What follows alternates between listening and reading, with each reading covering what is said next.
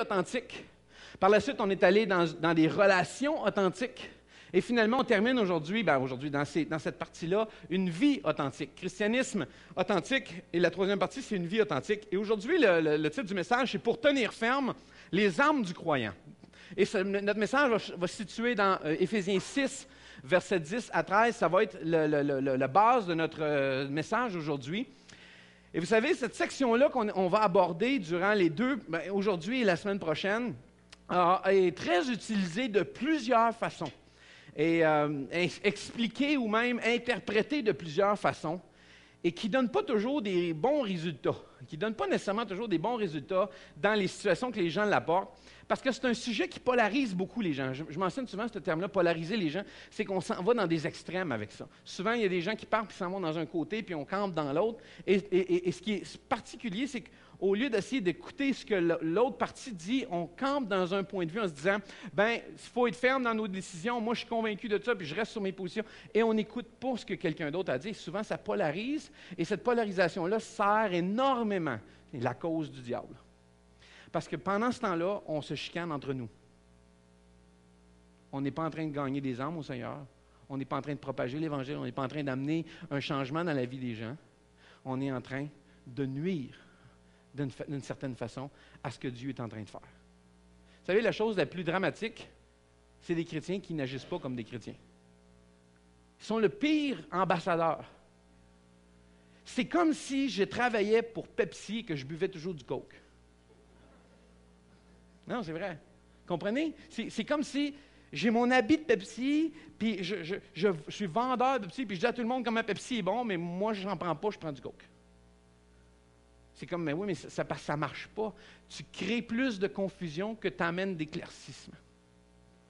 Tu crées plus de problèmes, tu génères plus de problèmes de cette façon-là que de régler ou d'apporter une solution. Et ça arrive fréquemment. Et cette partie-là, le sujet de la guerre spirituelle et de l'armure du croyant. C'est phénoménal tout ce qui peut se dire, tout ce qui peut s'enseigner, tout ce qui se peut se dire. Puis je ne suis pas en train de vous dire que tout est mal, puis aujourd'hui on jette le bébé avec l'eau du bain. C'est pas ça que je suis en train de vous dire. Je suis en train de vous dire souvent, les dérapages viennent dans les pôles. Les dérapages viennent dans les extrêmes. Et on le voit dans plein de situations, même au niveau société. Alors regardez, ce qu'on mentionne souvent, les problématiques, ce sont les radicalisations. Lorsqu'on devient polarisé dans un extrême, ça devient dangereux. Et la personne qui s'en va dans cette direction-là pense faire bien, elle ne se rend pas compte qu'elle est en train d'exclure le reste de la planète. Et ça devient très dangereux. Parce que dès le début, dès le commencement du livre d'Éphésiens, quand on a commencé au tout début, Paul nous montre un portrait extraordinaire d'unité, diversité, d'harmonie, de pureté, d'identité en Christ. Tout est fantastique. Il nous montre toute cette beauté-là, puis tout à coup, il arrive avec le chapitre 6 où carrément, il nous ramène les pieds à terre. Carrément, il nous ramène dans une réalité. En fait, il nous rappelle l'opposition qui se trouve devant nous. Il nous rappelle comment il y a de l'opposition, des choses qui sont sous la surface de ce qu'on regarde. En fait, on ne se rend pas compte, juste dans la vie de tous les jours, qu'il y a une dimension spirituelle qui se produit. On a la dimension physique qu'on connaît, la dimension émotionnelle, la dimension psychologique, mais il y a une dimension spirituelle à toute chose. Et ça, on ne peut pas le nier. Et ce que Paul veut faire, c'est, OK, maintenant que vous avez compris tout ça, je vais vous ramener quelque chose pour vous saisissiez la réalité dans laquelle vous vivez. Parce qu'on peut facilement, c'est pas s'échapper, mais se perdre, c'est pas s'évader, je cherche un bon mot, mais c'est pas grave, il va venir. Un peu comme se promener, vagabonder,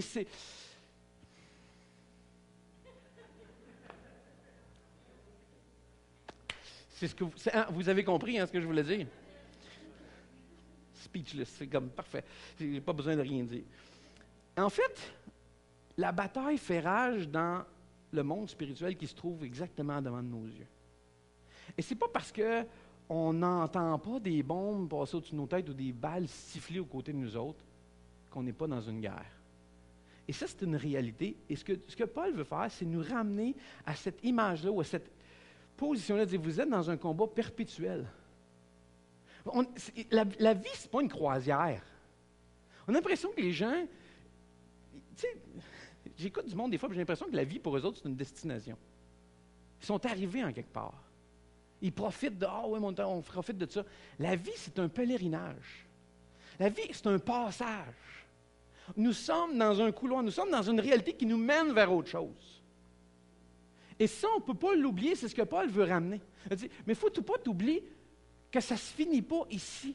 Tout n'est pas une question de vie maintenant. Il y a une réalité spirituelle dans ta vie. Et cette réalité-là prend place à chaque jour, dans plusieurs situations qui se passent sous tes yeux que tu ne réalises pas. Aujourd'hui, on va parler beaucoup du diable. Satan, notre ennemi. Et vous savez, une des plus belles choses qu'il peut faire pour contrer tout ce que Dieu veut faire, la première chose, la chose la plus extraordinaire qu'il peut faire, c'est de nous convaincre qu'il n'est pas là. Parce que quand vous êtes convaincu qu'il n'est pas là, pourquoi s'en méfier? Il n'est pas là. Vous laissez tomber vos gardes. Vous devenez vulnérable. Vous devenez exposé, puis vous vous en rendez pas compte. Mais la Bible a dit que le diable rôde et cherche quelqu'un à déchirer, quelqu'un à ramasser. Il est rusé. Jésus a dit, il est rusé, il est intelligent. Arrêtez de penser qu'il est épais.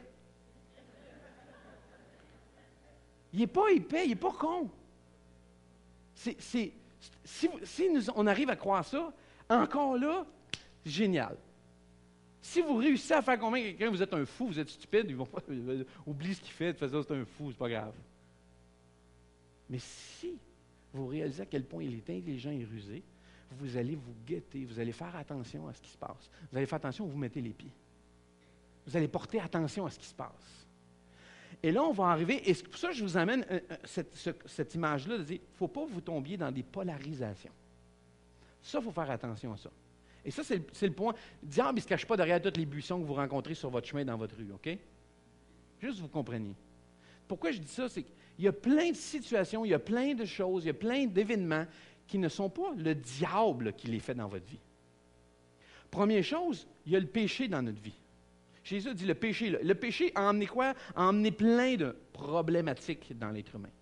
Et dans ça, la perfection n'est plus. Donc, dans votre corps, la perfection n'est plus. La santé, la maladie, ce n'est pas toujours le diable qui vous attaque. Non. Ah, le diable m'attaque. Il ne t'attaque pas. Mais fais attention à ta santé aussi. Là.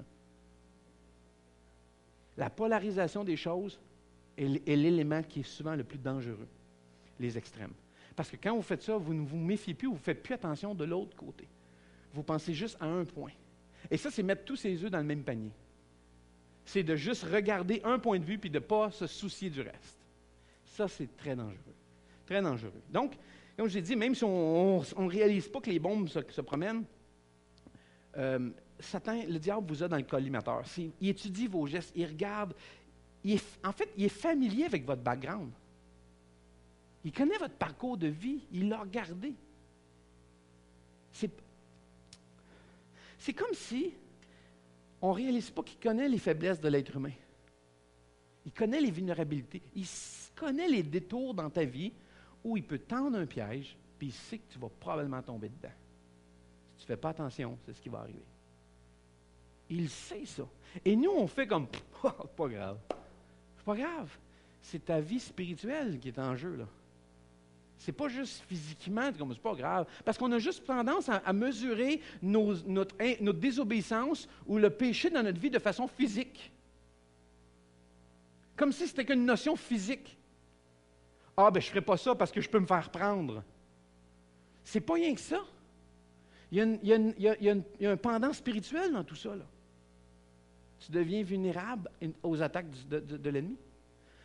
Donc, que vous soyez jeune, vieux, ça n'a aucune importance. Que vous soyez un homme, une femme, pas d'importance. Vous soyez en forme ou pas d'importance. Vous soyez un nouveau croyant ou un long term. Ça fait longtemps que vous êtes chrétien. Peu importe. Ça n'a pas d'importance. Son objectif au diable, il a un but. Détruire ta vie. Ruiner, arracher, briser, jeter à terre, pulvériser. Tout ce qu'il veut, c'est détruire. Parce qu'il faut que vous compreniez quelque chose. La Bible, dès le commencement, dit que l'homme est créé à l'image de Dieu. OK? Dieu, l'objet de son amour le plus grand, savez-vous, c'est quoi? L'objet de l'amour de Dieu. Qu'est-ce que Dieu aime le plus? C'est nous. À tel point qu'il a donné son propre Fils. On est ce qu'il y a de plus précieux pour lui. Si vous avez un ennemi, vous vous attaquez à ce qu'il y a de plus précieux. On le voit dans tous les films. Ah, tu fais ça pour m'attaquer ta famille. Non, c'est pas vrai ou c'est pas vrai? Pourquoi? Parce qu'on sait très bien que ça vient chercher quelque chose à l'intérieur. Alors, si tu veux faire mal à ton ennemi peut dire, attaque-moi. Et Satan sait très bien qu'il ne peut pas s'attaquer à Dieu, qu'il ne gagnera pas, c'est déjà vaincu, c'est fini. Ça dit que Jésus a vaincu la mort. Jésus a gagné. Donc, il sait que c'est fini pour lui face à Dieu. Qu'est-ce qu'il va faire? Il reste à fesser sur les humains. Il reste à attaquer les humains le plus possible. D'essayer de toutes les détruire. Pourquoi? C'est l'objet de l'amour de Dieu. C'est ce que Dieu investit le plus dedans. C'est ce que Dieu cherche à ramener avec lui. Alors, vous devenez la cible parfaite. Il faut vous réaliser, ce que Paul va amener, c'est cette image-là. Vous êtes cette cible-là. Vous êtes ce qui est de plus précieux pour Dieu. Et vous êtes donc l'élément sur lequel le diable va essayer d'attaquer le plus. Paul dit même que dans la bataille, tu peux vivre des combats, mais tu peux demeurer ferme et ancré. Mais ça, ce n'est pas par nous-mêmes. C'est par la force du Seigneur. Notre force est dans le Seigneur. Verset 10, il dit ceci. Enfin, puisez votre force dans l'union avec le Seigneur, dans son immense puissance. Paul met une emphase sur être fort dans votre relation avec Jésus. Il commence en disant, OK, tu veux être fort, voici comment être fort. Dans ton union avec Jésus. La force passe dans ta communion avec lui. Plus tu es en communion avec Jésus, plus tu as sa force à lui. Toi, tu ne peux pas résister. Tu n'as pas la force dans ta vie de résister à l'ennemi. Tu ne peux pas faire ça. Si on pouvait, Jésus ne sert à rien. Jésus devient inutile. Donc, c'est utopique de s'essayer de dire, oh, pas de problème, moi je suis fort, moi je suis fort. Hey. Paul dit que celui qui est debout ne prenne garde de tomber. Fais bien attention à ce qui se passe. Et Paul dit, met cette emphase-là, dit, OK, votre force, allez la chercher dans votre communion avec Jésus, dans cette union-là que vous avez, dans son immense puissance. Il y a juste par lui et en lui que tu peux garder de la force. Parce que nos forces s'épuisent. En fait, des fois, on a de la misère à faire une journée. On arrive à la fin de la journée et on est brûlé. Il y a des journées comme ça. Vous arrivez, vous autres, des journées comme ça? Vous êtes pas assis de la journée. Vous êtes assis pas pour vous asseoir. Vous êtes assis parce que vous attendiez en quelque part. Vous n'avez pas. En tout cas, peu importe. Et vous arrivez à la fin de la journée. Puis là, des fois, ces journées-là se transforment en semaines. Hein? Avez-vous, vous autres, des comme ça? Et là, ces semaines-là, parfois, se transforment en mois. Et là. Et combien de fois on dit, Seigneur, je ne suis plus capable. Je suis fatigué.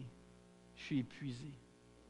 La Bible a dit que celui qui se confie en l'Éternel renouvelle ses forces. Tu ne peux pas de toi avoir ces forces-là. C'est impossible, c'est utopique, arrête, même pense-y, même pas. Et quand c'est pour ça que je vous disais, on pense souvent à l'aspect physique de ce qui se passe. Notre relation avec Dieu, « Ah, j'ai pas eu le temps de lire ma Bible, j'ai pas eu le temps de prier. Ah, Seigneur, tu comprends mon cœur. » Lui, il comprend votre cœur. Le problème qu'il y a, c'est que tu n'as plus de force de moins en moins. Le réservoir se vide, là. Et là, tu te dis, mais je ne comprends pas, j'ai de la misère, Seigneur, à suivre. Je trouve ça difficile, la vie chrétienne. Ben oui, mais mets du gaz dans le tank. C'est mon anglicisme. Je suis sûr que je vais recevoir des courriels de l'Afrique puis de la France qui m'ont dit, c'est quoi, c'est du gaz dans le tank? Parce qu'ils entendent en ligne, écoute, hein, je sais que c'est diffusé en Europe beaucoup, là. Ils vont probablement dire, du gaz dans le tank. J'aime ça dire ça juste pour les... Ils font comme, qu'est-ce que du gaz dans la tank? OK, pour éviter les courriels, de l'essence dans le réservoir. Non, plus de courriel. Mais en fait, c'est cette idée-là, c'est cette image-là qu'on a cette relation, puis on pense que notre impact n'est que physique. Ah, j'ai pas eu le temps de lire ma Bible, c'est triste, je trouve ça difficile. Là. Non, mais c'est parce que tu ne réalises pas, là. Ta communion avec Jésus se détériore. Et ça, tu t'en rends pas compte parce qu'elle n'est pas physique, c'est spirituel. Et ça, tu ne peux pas le voir avec tes yeux. Donc, vu que tu ne le vois pas devant tes yeux, tu l'oublies. Et Paul veut ramener cette notion-là. Il veut ramener ça, dire, « Hey, attends une minute, là. Ta relation avec Dieu, la puissance qui vient dans ta vie, vient de la communion que tu as avec Dieu. » Paul est juste, en fait, je trouve que Paul est juste en train de réchauffer le thème un peu. Là. Il est juste en train de préparer tout ce qu'il va nous adresser. Et souvenez-vous de sa prière au tout début d'Éphésiens, dans les premiers versets. Quand on a commencé au tout début, Éphésiens au premier chapitre, versets 19 à 21, qui dit ceci. Il dit, souvenez-vous, et quelle est la puissance extraordinaire dont il dispose pour nous les croyants. Cette puissance est celle-là même que Dieu a manifestée avec tant de force qu'il a ramené le Christ d'entre les morts et l'a fait siéger à sa droite dans le monde céleste. Le Christ y est placé au-dessus de toute autorité, de tout pouvoir, de toute puissance, de toute domination et de tout autre titre qui puisse être cité non seulement dans ce monde-ci, mais dans le monde à venir. Paul, au début, il nous avait dit ça. Là. Je vous l'avais dit au début, je disais, retenez ces affaires-là. Là. Autorité, puissance, pouvoir, domination. On est rendu là. C'est exactement ce que Paul va faire allusion aujourd'hui dans le texte qu'on va lire. C'est exactement ça. En fait, on voit de quoi il parle. Que sans l'aide de la puissance de Dieu dans ta vie, tu vas manquer d'énergie et de force. Tu vas te sentir désemparé, découragé. Et là, la vulnérabilité, c'est vous êtes vulnérable. Vous êtes une ville sans murailles. Il y en a qui ont vu des annonces de jeux à la télé. Là, tu sais, les annonces de guerre, là, le jeu de guerre. Tu sais, vous mettez ça sur les tablettes. Les affaires de Game of War, Clash of Clans, toutes sortes d'affaires. Est-ce qu'il y en a qui ont déjà vu ces annonces-là? Tu sais, les jeux, les bonhommes qui s'attaquent et vous bâtissez des villes? Oui, OK. Juste faire sûr. Je veux juste savoir si vous saviez ça. Non, c'est pas pour ça. C'est juste... C'est une information, je faisais un sondage en même temps. Non, mais il y a cette réalité-là d'apprendre à bâtir des murailles. Vous avez beau ramasser toutes les armes que vous voulez, d'avoir tout ce que vous aimez ou que vous trouvez beau, tape à l'œil, mais si vous n'avez pas de muraille, votre ville est toujours prise. On vous détruit. En fait, vous êtes pareil. Un chrétien est pareil, sans une relation régulière, quotidienne avec le Seigneur. Tu deviens comme une ville sans murailles. Tes murailles s'affaiblissent. Tes forteresses s'affaiblissent. Souvent, j'ai l'air de mettre beaucoup d'emphase là-dessus quand je dis aux gens, il faut que tu viennes à l'église. Puis ils pensent juste que moi, je veux que vous soyez assis dans le banc. C'est pas ça le point. C'est que je sais très bien comment l'ennemi fonctionne. Et il va commencer, une semaine, je ne peux pas y aller, OK, c'est pas grave. Deuxième semaine, j'ai une autre affaire. Troisième semaine, je m'en dirais. Et à un moment donné, vous arrivez à la quatrième semaine, puis c'est comme, qu'est-ce que j'irais faire là? Je ne connais personne. Tranquillement, il vous éloigne. Je sais qu'il y a des situations qu'on ne peut pas... Je ne suis pas en train de vous culpabiliser parce que vous n'êtes pas là. Puis si vous m'entendez aujourd'hui puis vous n'êtes pas dans l'église ce matin, parce qu'il y en a en ligne, je ne suis pas en train de vous poser un geste de culpabilité sur personne. Là. Je suis juste en train de vous faire réaliser quelque chose. Pourquoi je dis ça? Parce que je sais très bien ses tactiques. Je sais ce que l'ennemi va tenter de faire.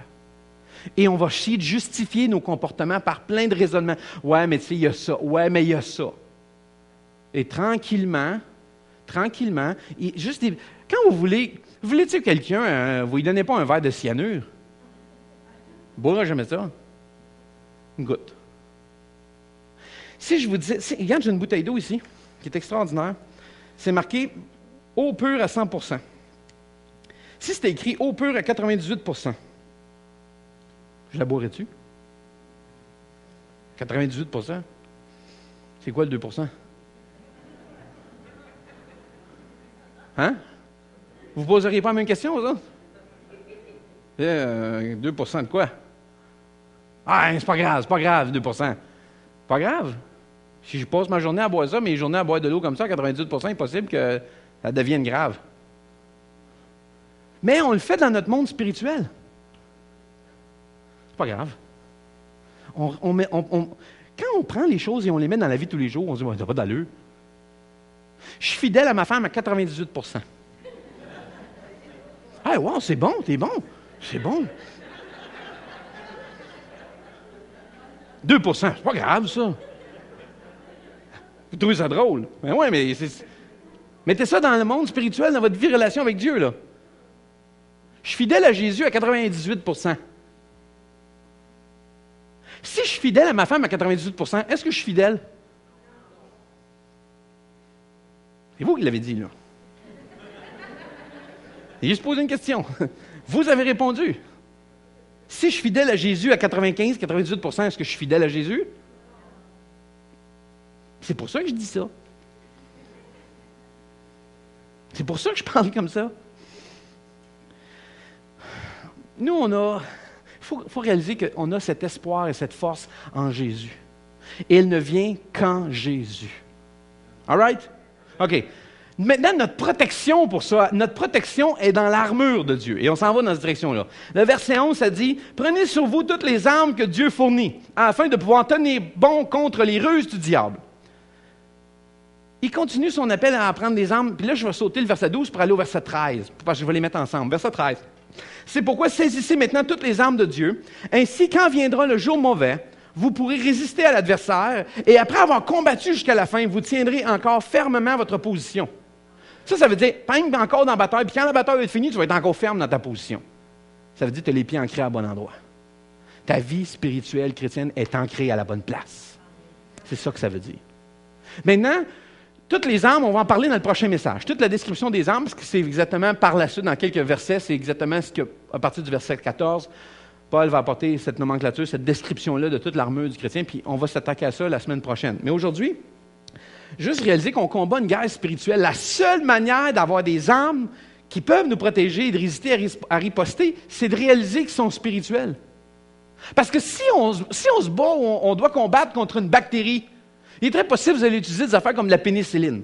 OK? Tu sais, des antibiotiques. Si vous avez une guerre, vous êtes attaqué par une armée d'un pays, vous allez probablement utiliser des fusils, des canons, des chars d'assaut, des avions. Mais si vous êtes attaqué dans le monde spirituel, vous utilisez quoi? Les armes de Dieu.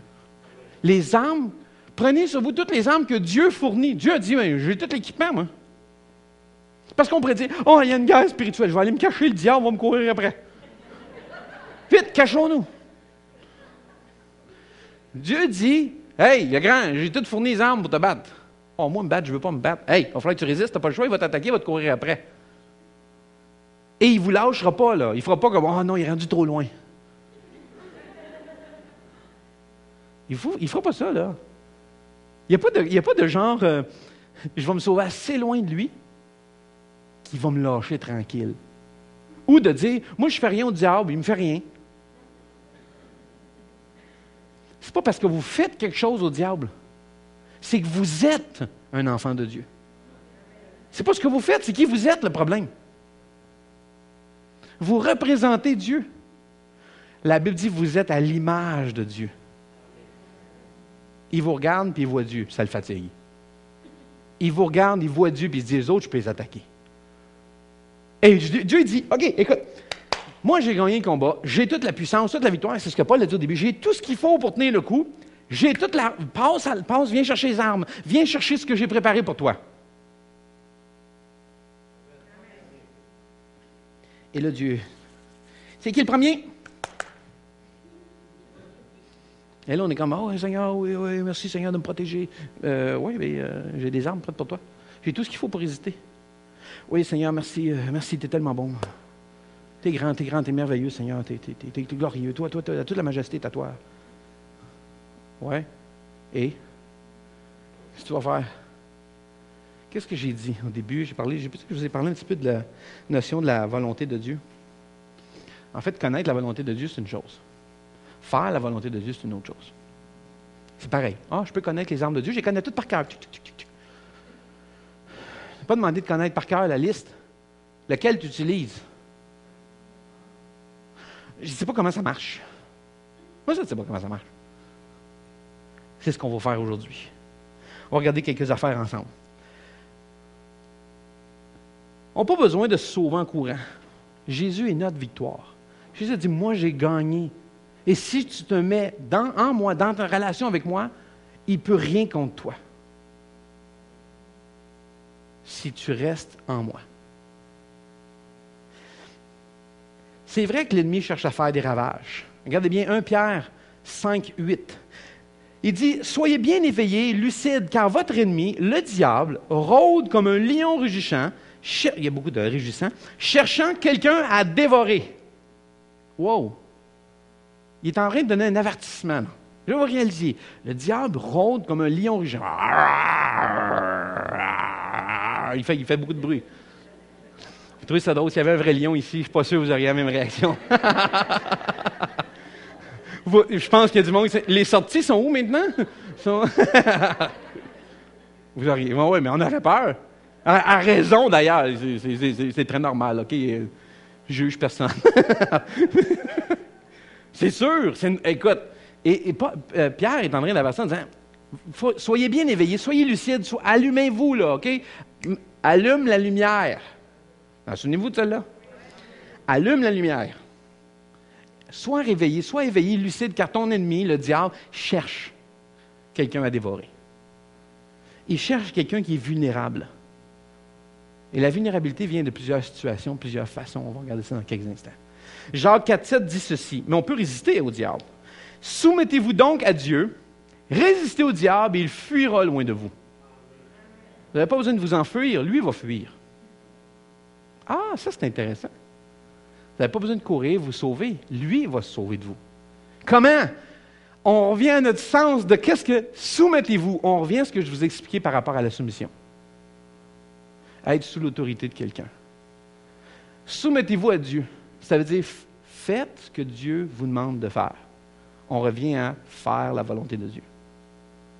Si vous vous mettez en dehors de sa volonté, et là je parle délibérément, là. Vous dites, moi je veux pas. Si vous résistez à Dieu, vous vous exposez à la vulnérabilité face à l'ennemi. Le diable, vous devenez une proie. Parce que vous ne pouvez pas être protégé par Dieu quand vous décidez de ne pas vouloir suivre Dieu. Ça, c'est de vouloir le beurre et l'argent du beurre. C'est comme moi, je ne veux pas suivre Dieu, mais je veux qu'il me protège. C'est quoi ça? Je t'aime pas, mais je veux rester chez vous. Hein? Je ne veux pas faire ce que tu me demandes, mais je veux que tu me bénisses. Ça ne marche pas, là. Ça ne peut pas fonctionner ensemble, là. Jésus dit, soit vous me suivez, ou soit vous êtes contre moi. Vous êtes avec moi ou vous êtes contre moi. Il ne peut pas marcher ces deux bords. Et là, je vous le dis là, très, très humblement, là, je l'ai essayé. J'ai essayé dans ma vie de marcher ces deux. En fait, il marche plus sur une clôture qui fait mal à l'entrejambe. C'est plus problématique. Tu n'as ni un ni l'autre. Tu n'as ni la bonté de Dieu puis le plaisir avec le Seigneur, puis tu n'as ni le plaisir dans le monde. Tu n'as ni un ni l'autre. En fait, tu es misérable. Je vous dis parce que j'ai été là. C'est misérable comme vie. Jésus dit, choisis ton camp. Tu es avec moi ou tu es contre moi? Si tu choisis de suivre Jésus, tu décides de suivre sa volonté, de ce qu'il te demande de faire, de te soumettre à lui. Et là, tu peux résister. Deuxième chose, résister, c'est ce qu'on va voir. Résister au diable, et là, il va fuir. Mais tu ne peux pas résister au diable si tu ne te soumets pas à Dieu. Il y a un ordre dans ça, là. C'est pas aléatoire. Tu sais, peser ce bouton, qu'est-ce que je fais en premier? Ah, le diable va fuir. Cool, parfait. On va commencer par ça. Vous ne pouvez pas comme ça. Ça ne peut pas fonctionner de cette façon-là. Vous êtes là? Oui? Si vous voyez quelqu'un dormir, laissez-les faire. Il faut toujours remarquer cette image de soumission à l'autorité. Maintenant, notre stratégie, c'est quoi? Notre stratégie, troisième chose, notre stratégie est basée sur les méthodes du diable. Hein? Qu'est-ce que j'ai écrit là? Notre stratégie est basée sur les méthodes du diable. Oh, ouais.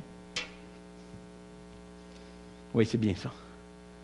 En fait, Paul est en train de nous montrer une map de la guerre spirituelle et il veut montrer des endroits où l'ennemi se cache. Des places où il peut se cacher facilement derrière des choses. Des endroits où il peut aller simplement se mettre derrière et de vous piéger. Et il veut montrer ça. Verset 12. Car nous n'avons pas à lutter contre des êtres humains, mais contre les puissances spirituelles mauvaises du monde céleste, les autorités, les pouvoirs et les maîtres de ce monde obscur. Quand on lit ça, ça fait exactement référence à ce que je vous ai montré tantôt dans Éphésiens 1.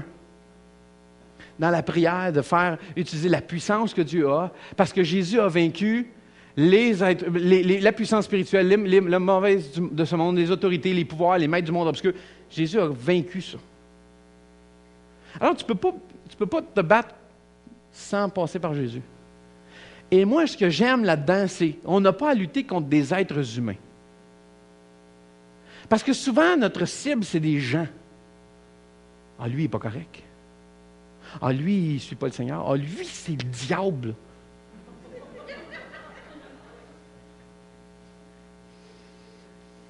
On prend cette tangence-là ou cette façon-là de penser que les gens, c'est les gens le problème. C'est les gens la difficulté. Ce n'est pas les gens. C'est spirituellement que ça se passe. Parce que vous savez qu'à un moment donné, vous autres, vous pensez, hot, là, vous dites, moi, je suis bon, puis les autres, c'est les méchants. Moi, je suis un chrétien, les autres, ce pas des chrétiens. Moi, je suis avec Jésus, lui, est avec le diable. Si vous commencez à vivre de même, là, vous allez avoir un problème. Parce qu'il va arriver des moments où il est très possible que le diable vous utilise. Quoi? Que dis-tu là, pasteur? Absolument. Est-ce que vous connaissez un dénommé Pierre? Pierre, dans Pierre Jean-Jacques. Pierre, là, l'apôtre Pierre, un jour, s'est voulu s'opposer à ce que Jésus voulait faire. Qu'est-ce que Jésus lui a dit? Arrière de moi, Satan. Wow, t'as envie de parler de Saint-Pierre, là? Saint-Pierre de Rome, là, le premier pape, tu parles, là?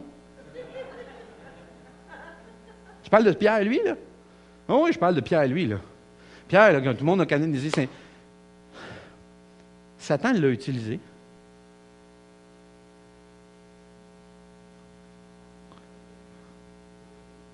Allô? Ayez pas trop de prétention de penser que vous êtes au-dessus de Pierre. OK? Juste en passant comme ça. Je ne suis pas en train de dire que vous êtes satanique, diabolique, puis l'ennemi dans votre vie, là. Je veux que vous compreniez, c'est ça le danger des extrêmes. C'est ça le danger des pôles. C'est de penser qu'une chose. C'est pas vrai. C'est une guerre perpétuelle, continuelle, quotidienne, tout le temps. Vous pouvez être l'empêchement au plan de Dieu dans la vie de quelqu'un d'autre en ce moment. Sans le vouloir. Ça, je vous dis, on n'a pas à se battre contre les êtres humains. Attaquez-vous pas au monde. Ce n'est pas les gens le problème. C'est les puissances spirituelles mauvaises du monde céleste, les autorités, les pouvoirs et les maîtres de ce monde obscur. C'est ça le vrai problème. Et si vous vous attaquez aux êtres humains, vous vous attaquez à la mauvaise cible. Si vous faites ça, vous avez réussi. Et là, le diable n'a pas besoin de rien faire, il va vous regarder faire. Il n'a pas besoin de les attaquer, les humains, ils s'attaquent entre eux autres. L'art de la guerre. Livre chinois. Un livre assez intéressant. Et une des règles, une des façons de se battre, une des règles de guerre, il disait, vous n'avez pas besoin d'avoir une grande armée. Juste à semer la zizanie dans le camp adverse. Tu n'as pas besoin d'avoir une grande armée. Tu fais juste semer le trouble au bord, ils se frappent entre eux autres. Ils se déchirent entre eux autres. On appelle ça, dans le courant, on dit diviser pour mieux régner. Vous n'avez pas besoin d'avoir tous les attributs. Tu sais ce qu'on dit, le dicton, au royaume des aveugles, les borgnes sont rois. Vous savez ce que ça veut dire? Ceux qui ont juste un œil sont les rois dans le royaume des aveugles. Ils n'ont pas besoin d'avoir toute la puissance. Juste de réussir à semer l'autre bord. Si on réussit, si l'ennemi réussit à juste vous rendre vulnérable, à juste mettre le problème dans votre vie, à juste réussir à détruire une petite partie de votre vie, savez-vous ce qu'il va faire? Il va réussir à s'infiltrer.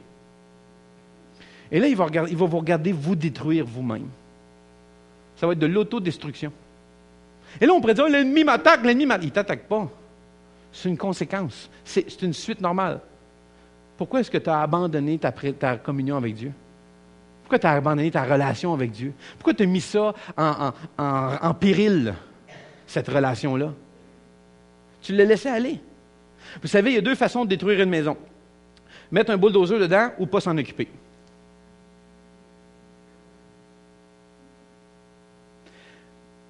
Ce que tu nourris grandit. Ce que tu négliges périt. Essayez ça avec une plante. Si vous ne vous en occupez pas, elle va mourir. Et on pourrait dire, la température n'est pas tellement bonne. On pourrait mettre tous les éléments extérieurs. Non, c'est ta relation avec la plante qui a un problème. Tu t'en occupes pas.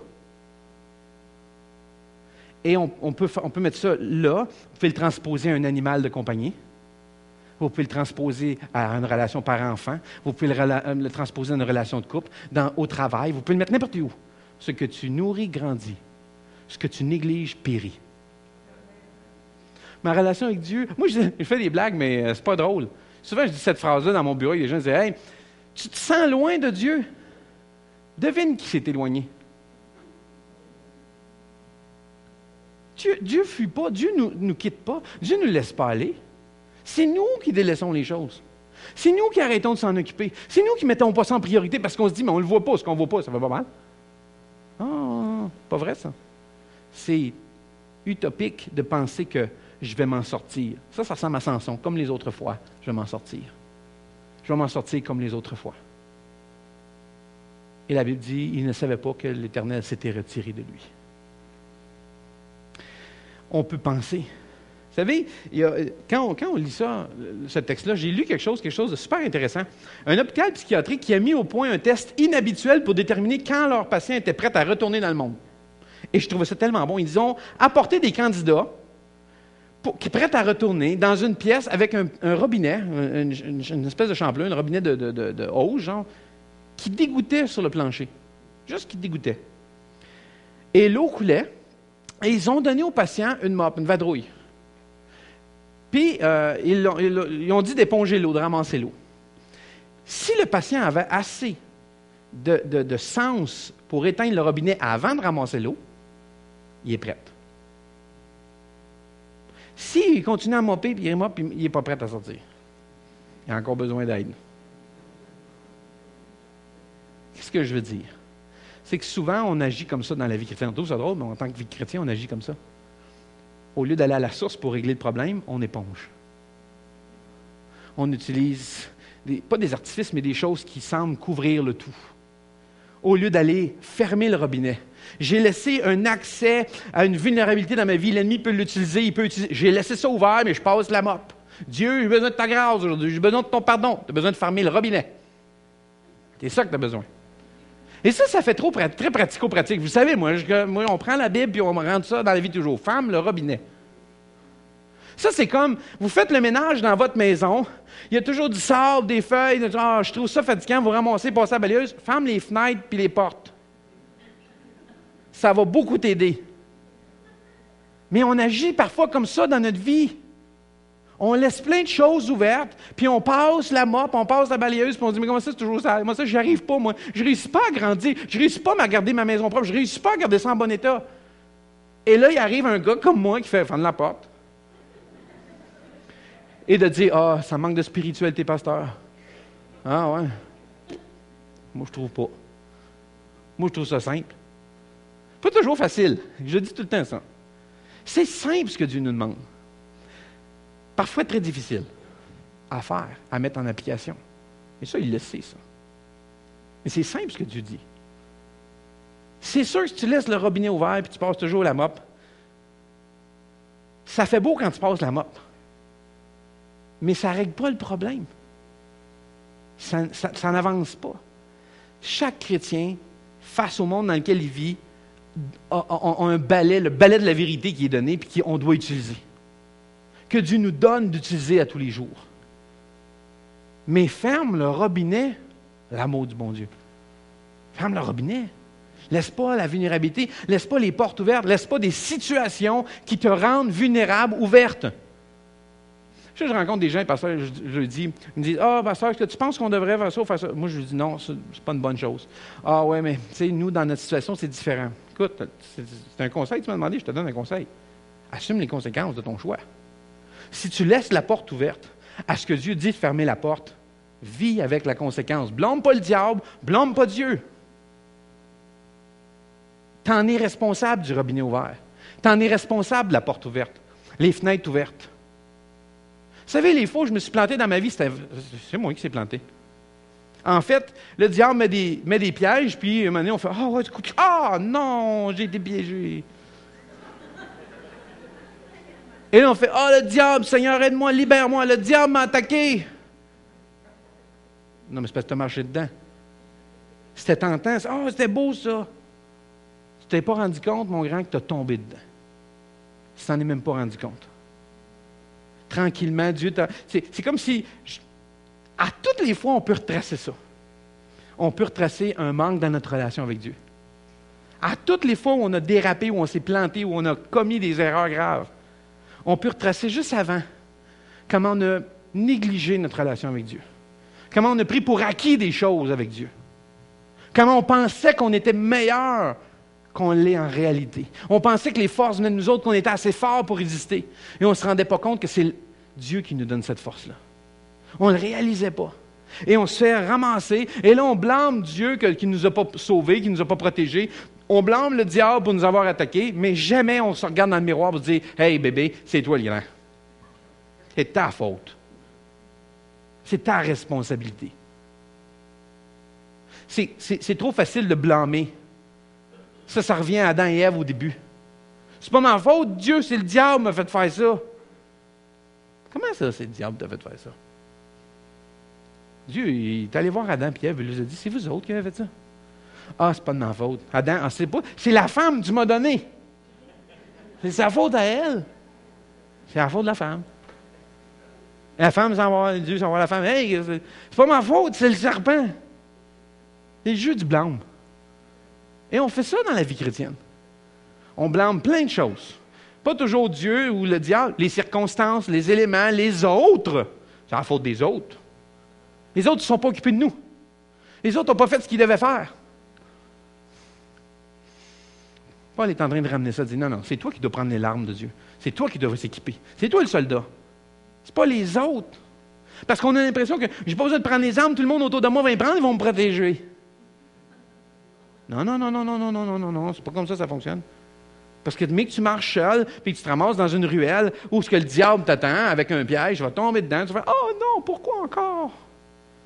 Qu'est-ce qui m'arrive? Pourquoi moi je tombe toujours dans ces pièges-là? Pourquoi il m'arrive toujours des affaires pas d'allure dans ma vie? Pourquoi? Arrête de prendre des mauvaises décisions. » Tu dis « Oh, mais je ne sais pas ce que Dieu veut. » Tu sais ce que Dieu veut, tu ne veux pas faire ce que Dieu veut. C'est pas pareil. C'est pas qu'on ne sait pas ce que Dieu veut. On sait ce que Dieu veut. On ne veut juste pas le faire. Ça ne me tente pas de faire ça. Hey. Je ne me tente pas de fermer la porte. J'ai fait ça avec mes enfants dernièrement. Pas la porte, là, mais... ah non.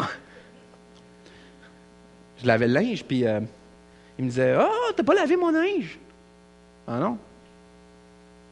Panier vide. Moi, j'ai lavé ce qu'il y avait dans le panier. « Ouais, mais là, mon linge, j'ai besoin. » Hey! Pas moi qui l'ai pas lavé le linge. Il est là, le linge. Rien qu'à le prendre. Ah, mais il n'est pas là-dedans. Je ne le trouve pas. Ah, je ne le trouve pas. As-tu cherché dans les affaires qui traînent dans ta chambre? Et là, il arrive dans la chambre. Ah, je l'ai trouvé, il était dans mon sac. Ah, puis moi, je suis supposé savoir que le linge qui est dans ton sac, caché dans le fond de ta chambre, est supposé d'être lavé pour demain. Je suis supposé de savoir ça, moi. C'est ta responsabilité. Tu peux. Et là, je dis à mes enfants, mais ils ne peuvent pas dire t'es un mauvais papa, tu m'aimes pas, tu prends pas soin de moi, tu t'occupes. Hey, time out, ça ne marche pas de même, là. Parce que j'ai eu ces phrases-là, en passant, là. Non, les parents, ils ont toutes ces phrases-là quand ça ne fait pas l'affaire des enfants. Ah, t'es pas fin, tu m'aimes pas. Moi, ça, je t'aime pas. Mais c'est comme ça qu'on peut utiliser ou qu'on travaille avec Dieu parfois. Oh, tu m'aimes pas, regarde Dieu, ce que tu as fait. Si tu m'aimais, il ne m'arriverait pas ça. Pourquoi j'ai quoi cette affaire-là? Et c'est pour ça que je reviens en vous disant, on se dit, on sait généralement pas mal bien ce que Dieu s'attend ou veut de nous autres, ce qu'on doit faire et pas faire. Ce qu'on n'aime pas, c'est le faire. Et on veut faire à notre tête. Et quand ça dérape et ça va mal, c'est la faute de Dieu, du diable, des autres, des circonstances, de la météo, de whatever, n'importe quoi. C'est toujours la faute de quelque chose d'autre. On ne prend jamais nos responsabilités. Ou rarement nos responsabilités. On les donne aux autres. Et ça, c'est humain. Depuis Adam et Ève, c'est comme ça. Adam, il n'a pas fait « t'as raison ». J'aurais jamais dû prendre ça. « T'as raison, Dieu. C'est moi qui ai manqué mon coup. » Non, il ne fait pas ça. Blâme à quelqu'un d'autre. Puis on blâme quelqu'un, on blâme. Puis on pourrait dire, moi je pourrais faire le portrait aujourd'hui contemporain d'Adam et Ève dans la maison, où je dis, viens voir, le mari a eu, c'est ma femme, oh la femme, toi la femme, c'est le chien. C'est à peu près le même genre. Tu sais, vous arrivez là, vous dites, non mais c'est pas sérieux votre affaire. Voyons, comment, ça n'a pas de sens là. Vous êtes en train de juste de... C'est la faute toujours des autres, puis le chien va dire c'est la faute du chat, puis le chat, c'est l'écureuil dans l'arbre. Toujours la faute de quelqu'un d'autre. On ne peut pas aider, on ne peut pas apporter une aide dans le monde dans lequel on vit si on a assez d'intelligence pour conquérir d'abord le problème du cœur de l'être humain. C'est ça qui est la solution. C'est pour ça que l'Église, le premier objectif, c'est d'amener cette solution-là du péché, le cœur de l'être humain. C'est ça le premier problème. Le premier problème, ce n'est pas le manque de job, ce n'est pas la politique, c'est pas ça le premier problème. Je ne dis pas que ce n'est pas un problème, là. Comprenez-moi bien. Là. Je suis en train de dire, le premier problème, ce n'est pas là. Jésus dit, je ne suis pas venu, parce que ses disciples disaient, quand est-ce que tu vas renverser le royaume? Quand est-ce que tu vas donner le roi? Jésus dit, vous n'avez rien compris. Vous n'avez pas compris ce que je suis en train de faire. Jésus est venu racheter, est venu rescaper des êtres humains. Jésus dit, je suis venu pour ceux qui étaient perdus, pour les racheter, pour aller les sauver, aller les guérir. Je ne suis pas venu pour ceux qui vont bien, je suis venu pour ceux qui sont malades. Et ce qui est drôle dans ça, c'est qu'il y a une espèce de quelque chose d'implicite, c'est que tout le monde est malade. On a tous ce problème-là du péché dans notre vie. Ça fait partie de la nature humaine. Paul nous exhorte, tout ce passage-là est conçu pour nous éveiller ou attirer notre attention sur la nécessité de comprendre la nature de notre problème. Que ce n'est pas contre l'être humain. Le problème, ce n'est pas les gens, les humains. Le véritable problème, il est spirituel. Il y a trop de chrétiens qui s'attaquent à des gens. Arrêtez de blaster le monde. Je veux juste prendre des termes que tout le monde comprend. Arrêtez de critiquer tout le monde et chialer après les gens. Ce n'est pas les gens. Priez. Priez pour eux. Vous avez un problème avec quelqu'un, prie. Jésus dit, prie. Prie pour ton ennemi, bénis-le. C'est pas ça ne marche pas dans notre façon humaine de penser. Jésus dit, voici ce que je vous dis. Quelqu'un vous fait du tort, rends-lui pas. À la place, donne-y-en d'autres. Quelqu'un veut ta chemise, donne-y en deux. Ah non, mais Jésus, c'est horrible. Non, tu n'as pas compris. C'est pas les humains. Arrête.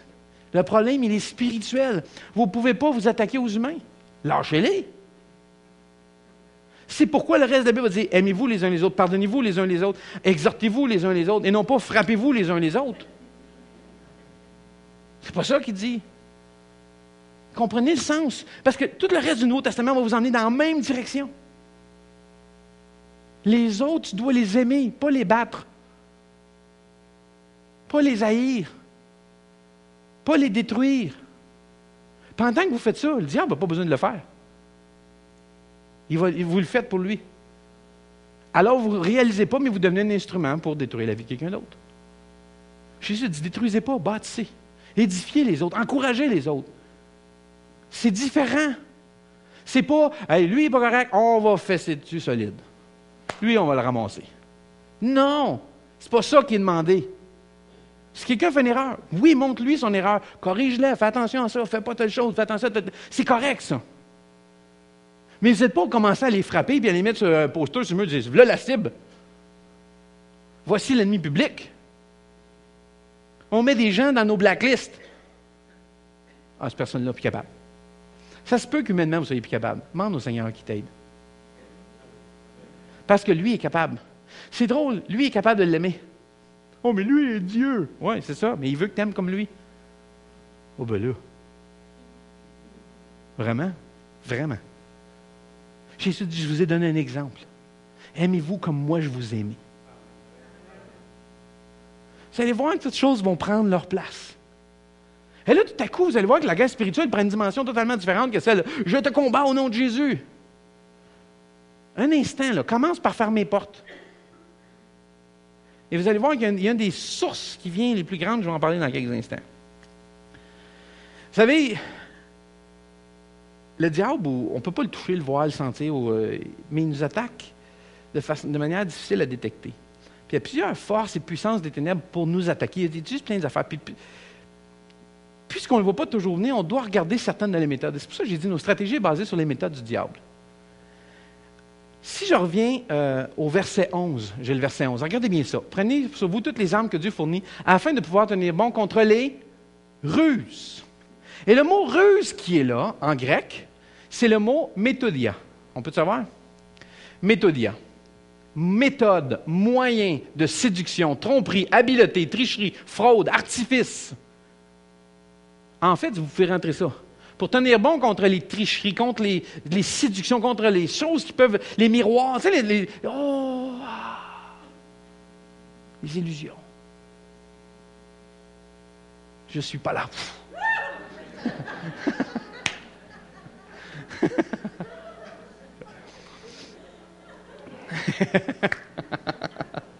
Les ruses. Une ruse, c'est une méthode, c'est une stratégie, c'est quelque chose qu'on essaye de prendre au piège.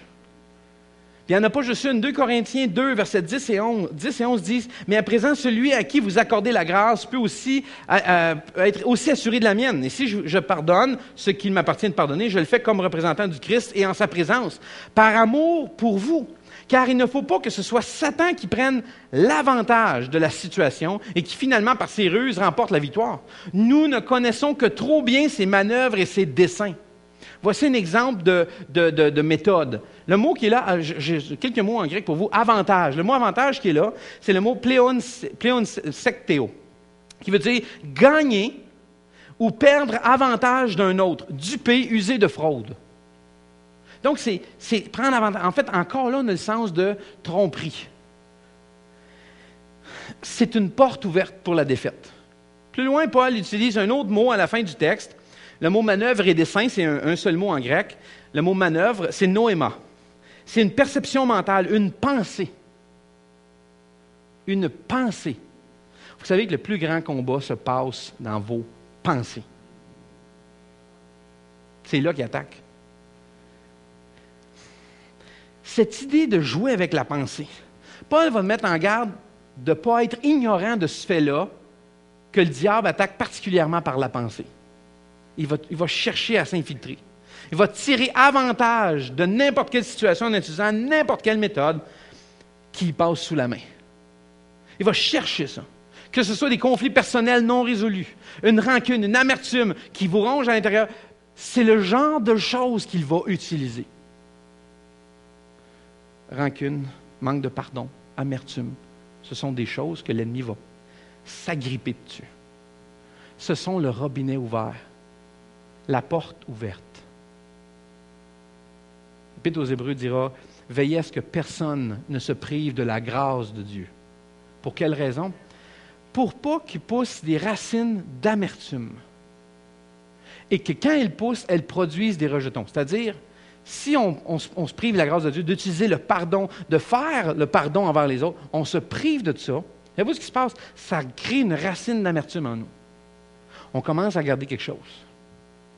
Ce que tu négliges périt, ce que tu nourris grandit. Cette rancune-là, on la nourrit. Elle va prendre la place. Elle va se développer. Elle va commencer à s'infecter. Elle va sortir dans votre vie dans plusieurs formes. Dans votre façon d'agir avec les autres, dans votre attitude envers les autres, dans comment vous percevez les autres. Ça va teinter votre attitude, va teinter vos pensées.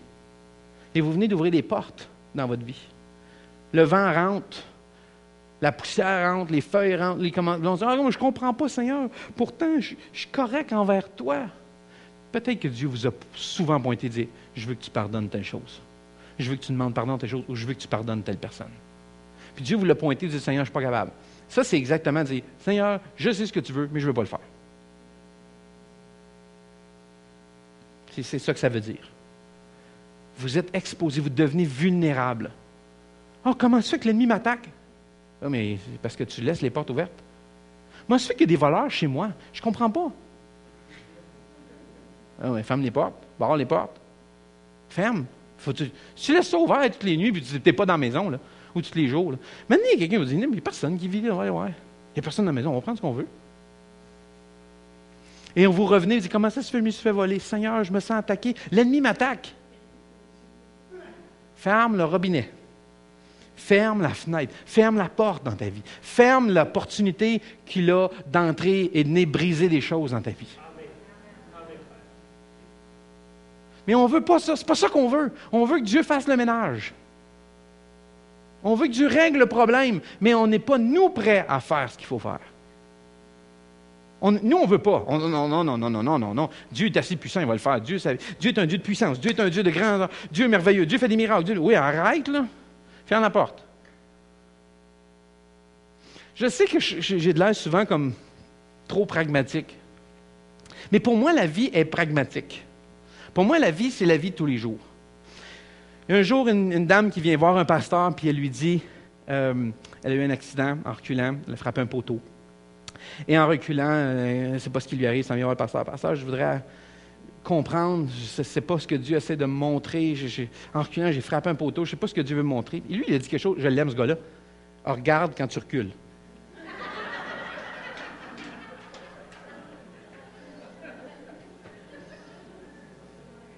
C'est mon genre de réponse, moi, ça. Ben, moi, je pense que Dieu te demande de regarder quand tu recules. Vraiment, ah oui, arrêtez de chercher trop loin. Et souvent, on tombe dans ce pattern-là de penser tellement loin que vous n'êtes même plus dans la réalité que vous vivez. Vous n'êtes même plus dans le monde de tous les jours dans lequel vous êtes, où Dieu s'attend. Dieu est avec vous. Là. Dieu s'attend à ce que vous fassiez des choses pour lui dans la vérité de tous les jours, pas juste dans l'abstrait puis dans le mystique et spirituel. Là. Comme si, oh Seigneur, je sais que tu m'as donné des épées pour aller combattre les fées du monde spirituel. C'est quoi ça? Qu'est-ce que ça fait là? Écoutez trop Peter Pan, là. C'est ça la réalité. C'est ça la vraie vie. Que ce soit des conflits personnels. Comment est-ce qu'il essaie de prendre le contrôle de nos pensées? Peut-être qu'il essaie de te faire sentir que tu ne vaux rien. Que tu n'as pas de valeur, que tu ne réussis jamais. Puis tout ce que tu entreprends, ça ne marche pas. Puis tu vois, un échec, tu vois cette personne-là, tu vois, les gens ne veulent pas être avec toi. Tu vois cette situation-là, regarde, là, si Dieu t'aimait, il serait arrivé ça. Comment ça se fait que tu vis ça? Comment ça se fait que tu es telle chose? Et comment? Des petites pensées comme ça. Des petites pensées sur notre identité. Penses-tu vraiment que Dieu t'aime? Est-ce que tu crois vraiment qu'il y a un espoir pour toi? Tu penses-tu vraiment que Dieu peut faire de quoi? Bien, voyons donc, Dieu ne peut pas rien faire. Tu vois bien, tu as essayé, il n'y a rien à faire. Tu vois bien. Et là, on tombe découragé, sans espoir. Je ne vaux rien. Plus d'identité. Et on croit, on embarque dans ça. Et essaie de tenter d'utiliser nos faiblesses, les circonstances parfois dans lesquelles on se trouve. Puis on s'y prend. Il y a des patterns qui reviennent parce que les humains ont des patterns. Je veux juste vous mentionner quelque chose qui est ultra spirituel, que plein de monde néglige. Vous savez, dormir, c'est spirituel. Je vais vous le dire. Parce que si vous ne dormez pas assez, vous allez être fatigué. Fatigué, savez-vous ce qui se passe? Vous allez commencer à être vulnérable. Parce que quand on est fatigué, on se décourage facilement. Les petites affaires qui nous arrivent sont des montagnes. Les petites choses, les petits accrochages de la vie deviennent une catastrophe. On n'a plus de recul, on n'a plus de perspective, on n'a plus de dimension. C'est comme, tout est affreux, tout est mauvais. Dieu ne me tient pas compte de moi, Dieu ne s'occupe pas de moi. Tu vois ce qui se passe. Et remarquez dans votre vie ces moments-là, vous allez voir, ces moments-là de faiblesse. Et à un moment donné, vous vous rendez compte que, hey, attends une minute. Ben oui, c'est à chaque fois que je vis une grande victoire avec le Seigneur. Savez-vous quoi? Vous vivez un high, il y a toujours un down. Tout ce qui monte, redescend. Vous ne pouvez pas vivre sur des highs. Il y a des moments où vous avez des grandes extases, c'est vraiment extraordinaire. Mais vous êtes exposé à ce moment-là à une vulnérabilité. Parce que vous dites, oh wow, yeah! Tu sais, comme vous êtes, oh Seigneur a touché mon cœur, Seigneur a fait un miracle dans la vie. Et là, on vit un high. C'est pas à ce moment-là que le diable, lui, attend. Ça dit, il rôde. Il attend. Il attend le moment de mettre le piège juste à la bonne place. Juste de placer que vous mettiez le pied au bon endroit.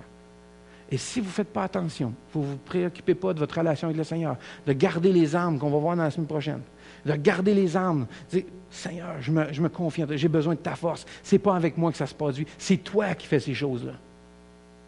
Ce miracle-là, ce n'est pas moi qui l'ai produit, c'est toi. Et si ça revient à ma communion avec lui, je peux résister au diable. Mais sinon, je peux commencer à me croire. Ah, on l'a l'affaire. Ça va bien. Et la première chose qu'on fait, vous allez voir, vous retombez dans un pattern. Et là, vous sombrez dans ça.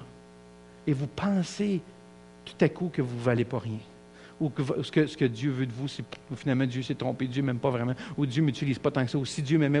Puis là, on pense à tous nos aspects de nos vies, on les met tous dans le même panier. Là. Que ce soit votre relation de couple, votre relation avec famille, au travail, à l'église, dans avec votre famille, vos parents, peu importe.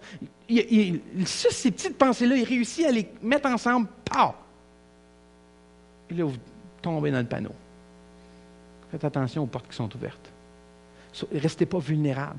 2 Corinthiens 10, versets 3 et 4 dit, « Certes, nous sommes des êtres humains, mais nous ne combattons pas d'une façon purement humaine. Dans notre combat, les armes que nous utilisons ne sont pas d'origine humaine, ce sont des armes puissantes de Dieu qui permettent de détruire des forteresses. Nous détruisons les faux raisonnements. » Wow!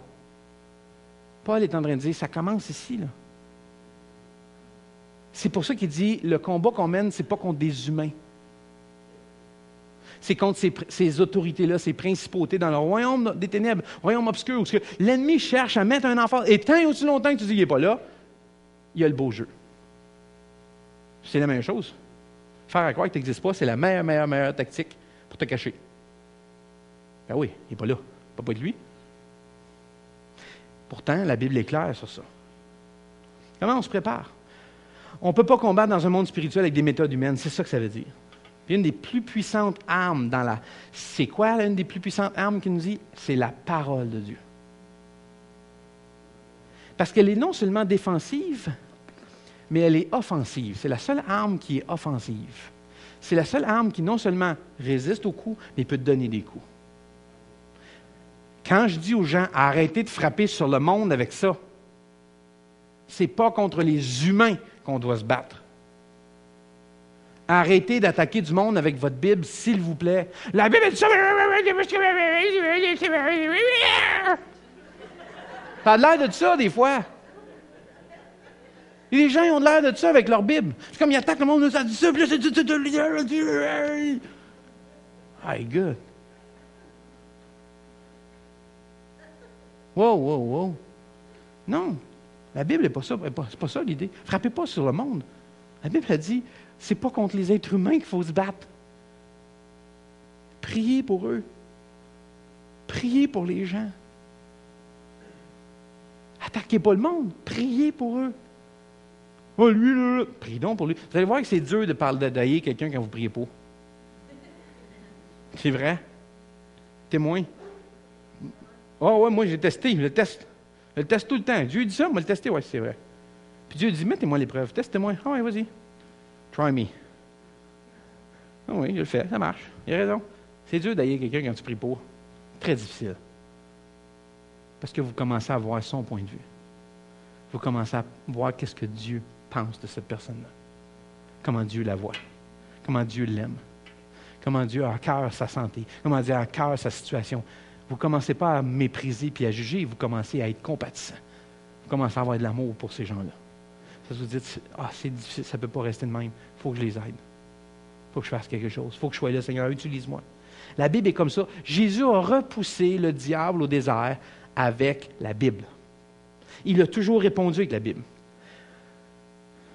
On peut l'utiliser pour exposer les mensonges qu'il nous apporte à tous les jours. Tu ne vaux rien. C'est pas ça que la Bible me dit. Elle dit que je vaux tout son amour. Elle dit que je mérite tout le meilleur qu'il y a, il me l'a donné. C'est son Fils. Il m'a donné ce qu'il y avait de mieux. Tu vaux rien. Tu vaux rien. Je ne vaux pas rien. Regarde ce que je vaux. Si vous combattez avec la parole de Dieu, vous allez pouvoir résister. Parce que vous allez prendre votre temps pour la regarder puis lire ce qu'il y a dedans.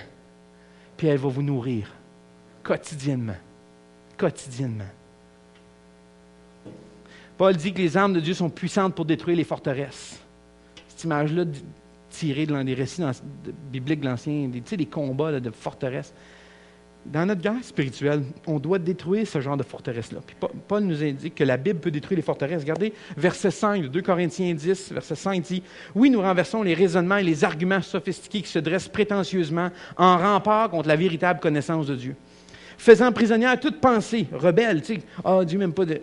Nous l'amenons à obéir au Christ et à reconnaître son autorité. » C'est pas vrai que Dieu dit ça de moi. Tu ne vaux pas la peine. C'est pas vrai que Dieu m'a dit que je valais la peine. Et c'est pour ça que quand ça a commencé au tout début, dans le livre d'Éphésiens, j'ai passé un temps à vous expliquer l'identité du chrétien. Une identité authentique. Qui vous êtes réellement. Dieu ne dit pas que tu es un pécheur, il dit que tu es un saint. Ça, c'est comment lui te voit. Wow! Paul dit non, Dieu vous voit comme des saints. Dieu vous voit comme des vainqueurs. Dieu vous voit comme ça. Dieu voit en vous le potentiel. Dieu voit en vous tout ce qu'il peut accomplir. Vous voyez les erreurs, puis vous ouvrez la porte avec ça. Vous voyez les gaffes que vous faites. Les gaffes, là, je le sais que c'est difficile. C'est jamais facile de se remettre. Puis il y a des gaffes pires que d'autres, je vous le dis. Tromper de rue en vacances, c'est moins grave. Investir 100 000 $ à mauvaise place, c'est plus coûteux un peu. Hein? C'est ça la réalité. Il y a des conséquences, oui, différentes de d'autres. Ce n'est pas parce que vous avez mal agi ou que ça s'est mal passé que ça doit mal terminer. Dieu n'a pas fini avec toi, là. Ce n'est pas la fin parce que tu as tombé et tu as trébuché. Ce n'est pas la fin. Ça ne définit pas qui tu es. N'oubliez pas, vous êtes un enfant de Dieu. Pour Dieu, vous êtes cette personne tellement chérie, tellement extraordinaire. Il veut tout faire pour vous. Et l'ennemi va tenter d'éliminer ça. Ben non, Dieu ne t'aime pas, voyons donc. Parce que si tu réussis à croire ça, tu vas vouloir le lâcher. Parce que tu vas dire, ben là, que ça me donne de venir à l'église. Que ça me donne de continuer à m'impliquer. Que ça me donne de faire ça. De toute façon, ça ne vaut pas la peine. Personne ne reconnaît ce que je fais. Personne ne m'aime. Personne n'aime. Ben là, hey, Dieu t'aime. Dieu est content. Dieu fait... Jamais Dieu ne va t'abandonner. Je reviens au début et je dis, tu te sens loin de Dieu? Devine qui s'est éloigné. Dieu ne s'éloigne pas de vous. Jamais. Dieu ne vous repousse jamais. Jésus dit, jamais je mettrai quelqu'un dehors qui vient à moi. Jamais je ferai ça. C'est quand vous allez lire ces passages-là, ils vont combattre ces forteresses-là dans vos pensées. Ça va combattre, dire, hey, non, c'est pas vrai. C'est pas vrai. Jésus même, il est venu pour moi. Il m'a dit qu'il est venu pour moi. C'est pour moi qu'il fait ça. Il y a un avenir. Jérémie 29, 11 dit, Dieu a des projets pour vous, des projets de bonheur et non de malheur, afin de vous donner un espoir. Quand tu connais les passages, je me sens... Ça m'arrive. Moi, généralement, OK, c'est une confession d'un pasteur. Et à toutes les fois que je fais ça, je me dis, je fais-tu la bonne affaire? OK. Généralement, les temps les plus difficiles pour les pasteurs, ce sont les lundis matins. Ce sont souvent les lundis matins les plus difficiles, parce que la plupart des pasteurs sont en congé le lundi matin, parce que c'est notre fin de semaine, à nous, c'est le lundi. Donc, la plupart du temps, les lundis matins, c'est le plus dur. Pourquoi? Parce qu'on vient de vivre la fin de semaine, on a travaillé fort, l'église, on a bâti du genre, puis là, on arrive, on est fatigué, on se lève le matin, on fait « Ça m'a été. J'aurais pas dû dire ça. J'aurais pas dû faire. » Et là, on commence. Non, c'est pas des blagues, là. Je vous dis, je vous rentre dans le monde des pasteurs. C'est une réalité, là. Et l'ennemi le sait très bien. Un pasteur que j'admire beaucoup qui s'appelle Tommy Barnett, d'où pourquoi on va au Dream Center, qui a fondé le Dream Center, il disait tous les lundis matins, je voulais quitter. Je démissionnais. Tous les lundis matins, les Monday Blues qui appelaient. Tous les lundis matins, je voulais démissionner, je quittais, c'était fini, je ne suis pas bon, je n'aurais pas. Il dit, je m'en allais prendre un café. Il dit, vous savez pas combien de cafés Starbucks ont sauvé mon ministère. Et juste à réfléchir, je dis, OK, ben non, je vais faire une autre semaine. Mais c'est une réalité. Parce qu'après après un grand moment, après quelque chose, on s'est donné, puis c'est spirituellement beaucoup demandant de donner un message. Et par la suite, on devient comme vide. Il y a comme un vacuum après. Et quand on sait ça, on peut préparer ou voir venir les affaires. Moi, je vais faire attention, je le sais. Je fais exprès de ne pas ouvrir courriel d'église le lundi. C'est volontaire, là. Parce que généralement, les mauvaises nouvelles rentrent le lundi matin dans ma boîte de courriel. Fait que je ne les ouvre pas. Parce que je sais que je vais être facilement vulnérable à ce qui va être écrit. Alors, j'attends. Je laisse la journée passer, puis je dis, Seigneur, aujourd'hui, j'ai besoin de toi. Je passe la journée avec le Seigneur, je vais me reposer, je vais prendre du temps pour moi, je vais juste recharger mes batteries. Là, je rentre au bureau le mardi, je vais ouvrir les courriels, puis je me sens d'attaque. Mais avant, je le faisais, je les ouvrais le dimanche soir, le lundi matin, je braillais. Je pleurais, puis je voulais tout lâcher. Ça y est, c'est fini, j'arrête. Personne m'aime. Personne n'aime ça. Tout le monde chiale, personne n'est jamais content. Puis les courriels de pas content, ils rentrent toujours après. Fait que, généralement, tu sais, comme après les réunions, ça, pasteur, merci beaucoup, c'était super bon. Hein? Et là, c'est comme je ne suis pas capable de le sentir, pourquoi tu as dit ça, puis tu étais mal habillé, puis toutes ces affaires-là, ça vient le lundi d'habitude. Là. Ah, les spots sont trop forts dans ton visage, on voit juste quand tu as lui, en tout cas, mais.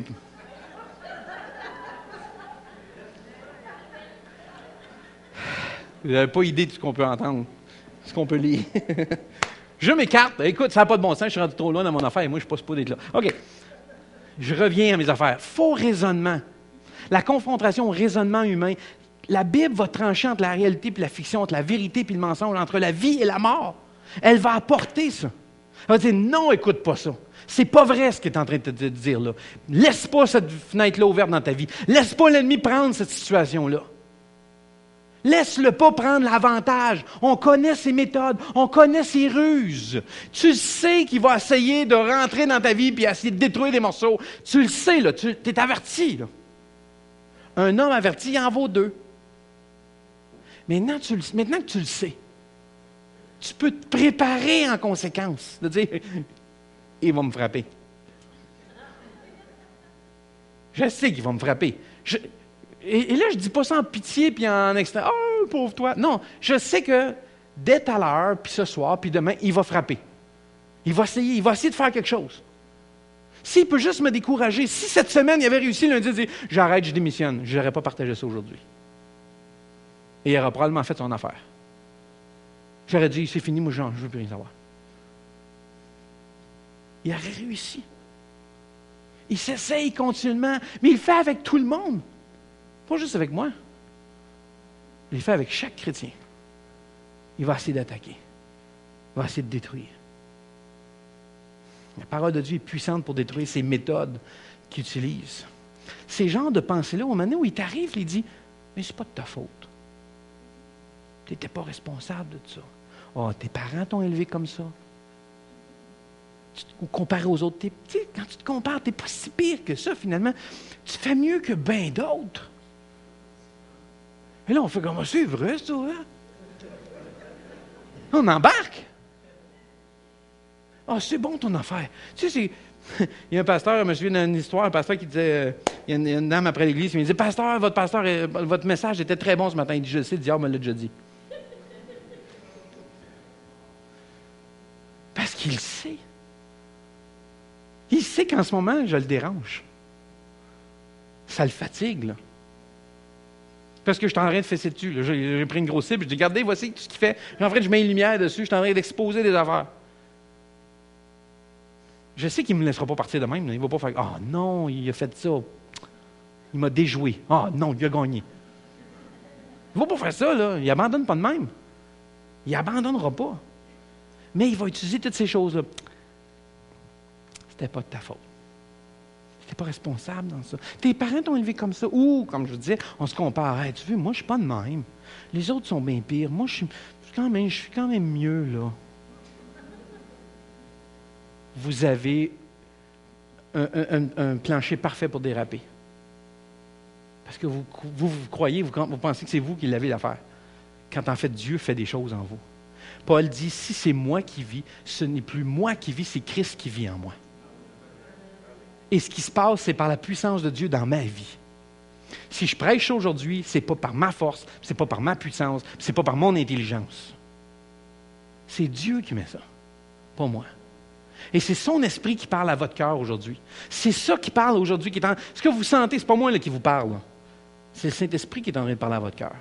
Il vous montre des choses. Peut-être qu'il révèle des choses spécifiques à vous, dans votre situation à vous. Et ça, c'est pour vous. C'est à vous qu'il s'adresse. Mais ce que l'ennemi va tenter de faire, c'est de tout enlever ça. En utilisant toutes sortes d'excuses, de blâmes sur les autres, des comparaisons, des pensées qui vont vous permettre de ne pas avoir à être mis face à Dieu et ce que Dieu dit. Et finalement, 4 principes pour tenir ferme. Aucune attaque du diable n'est plus forte que Dieu. Il a beau avoir la force qu'il veut, jamais plus que Dieu. Il peut nous battre dans nos forces humaines, mais il ne peut pas battre Dieu. Donc, tu n'as pas à craindre, Dieu est plus fort. Autre chose, aucune attaque du diable ne peut pénétrer l'armure de Dieu, qu'on va voir ensemble. On va en apprendre plus dans le prochain message, si on la met, comment on peut résister. Ensuite, aucune attaque du diable ne peut détruire l'œuvre de Dieu. Dieu est souverain et la fin, il en a déjà décidé. Ce n'est pas le diable qui va changer ça. Le plan de Dieu est tracé et lui ne peut pas rien faire. Et autre chose, aucune attaque du diable ne peut triompher sur la prière des enfants de Dieu. Sa prière est essentielle à la victoire. Essentielle à la victoire pour le combat spirituel. Sans elle, en fait, savez-vous quoi? Sans elle, la communication avec notre leader est coupée, puis on se ramasse derrière les lignes ennemies. Moi, j'aime cette image-là. La prière, c'est ce qui garde la communication avec le leader, avec le général, avec notre dirigeant. Mais quand on coupe ça, on se ramasse coupé derrière les lignes ennemies.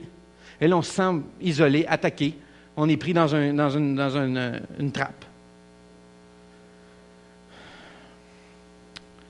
La prière est importante parce que Satan va tout faire, je vous l'ai dit tantôt, pour vous empêcher de prier, de vous empêcher de lire votre Bible, de vous empêcher de venir à l'Église, de vous empêcher de partager votre foi. Mais voyons donc, ils vont me prendre pour des fous. De maximiser les obstacles dans votre vie pour venir être nourri aux enseignements, dans la communauté, aux autres croyants. Il va tout faire pour briser ça. Il va tout faire pour essayer de le détruire. Je vais inviter les musiciens à s'avancer, je termine. Dans le prochain message, on va parler de l'armure. Mais je vais terminer aujourd'hui avec un texte. Je ne voudrais pas qu'on le mette tout de suite à l'écran, juste expliquer quelque chose. Je vais terminer avec ce texte-là, puis une prière, puis je vais vous laisser aller par la suite. On va aller dans le temps de louange. Un auteur que j'aime beaucoup, un grand auteur qui s'appelle C.S. Lewis, qui a écrit les Chroniques de Narnia. Dans son livre « Tactique du diable », The Screwtape Letters, il donne une série d'enseignements sur la vie et le progrès spirituel dans la foi chrétienne. Et il le fait à partir du point de vue des démons. Et il donne le portrait d'un homme commun, comme si le démon c'était quelqu'un, et qu'au cours de l'histoire, il y a un jeune homme qui doit entraîner, un jeune démon qui doit entraîner puis montrer des tactiques, comment faire. Puis l'histoire est marquée par la guerre, les tentations, des erreurs, des choses comme ça. Puis Screwtape, le nom du personnage, c'est un haut placé dans la bureaucratie infernale. Puis c'est le mentor de Wormwood, qui est aussi un apprenti tentateur, un démon. Puis Screwtape lui donne des détails précis et de nombreuses méthodes pour détruire la foi des gens auxquels ils doivent s'attaquer. Comment emmener le péché, comment les détruire. Puis le but ultime est d'emmener ces gens-là en enfer, dans la damnation, tout ça. Ça, c'est l'histoire un peu du livre. En fait, c'est du point de vue que l'ennemi, c'est Dieu, puis nous, on est les démons, puis il faut qu'on empêche les humains de rester avec Dieu. C'est super intéressant. C'est le livre qui est probablement le plus vendu dans toute l'histoire de C.S. Lewis. Et il y a une place dans le texte que je veux vous lire ce matin, que je veux terminer avec ça. J'ai mis le texte à l'écran. Il dit ceci. Vous vous dites que ce sont de très petits péchés et sans doute, comme tous les jeunes tentateurs, c'est Screwtape qui parle à Wormwood, vous êtes soucieux de pouvoir rapporter de la méchanceté spectaculaire. Mais rappelez-vous, la seule chose qui compte est la mesure dans laquelle vous séparez l'homme de l'ennemi. L'ennemi étant Dieu. Ça n'a pas d'importance comment petits les péchés sont, à condition que l'effet cumulatif est d'amener l'homme loin de la lumière et à l'extérieur dans le néant. Assassiner n'est pas mieux que les cartes quand les cartes font l'affaire. En effet, la route la plus sûre vers l'enfer en est une progressive. La pente douce, souple sous les pieds, sans détour brusque, sans jalons, sans panneaux.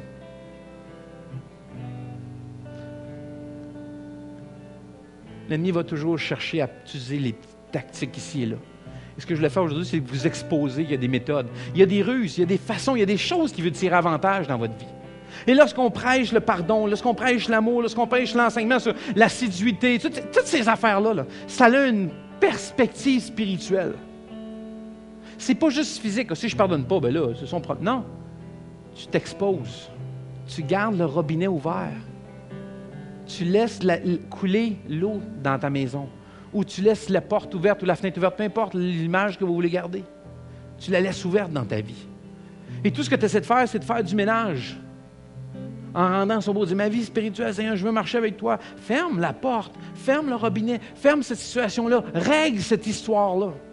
Laisse pas ça ouvert. C'est une porte ouverte à l'ennemi.